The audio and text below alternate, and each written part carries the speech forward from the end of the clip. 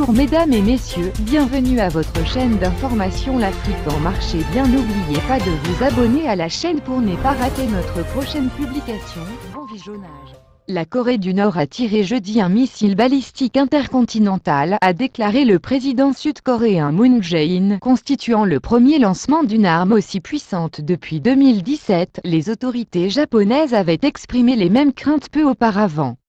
De son côté, l'armée sud-coréenne a annoncé jeudi avoir tiré plusieurs missiles en réponse à l'essai, le même jour par la Corée du Nord, d'un missile balistique intercontinental. En réponse au lancement d'un ICBM par la Corée du Nord, nos armées ont conjointement tiré des missiles depuis le sol, la mer et les airs à partir de 1-6H257R25 GMT en mer du Japon, a indiqué l'état-major interarmé de Séoul dans un communiqué. Il s'agit d'une violation de la suspension des tirs de missiles balistiques intercontinentaux promise par le président Kim Jong-un à la communauté internationale, a déclaré M. Moon dans un communiqué, ajoutant que cela constituait également une violation du régime de sanctions de l'ONU.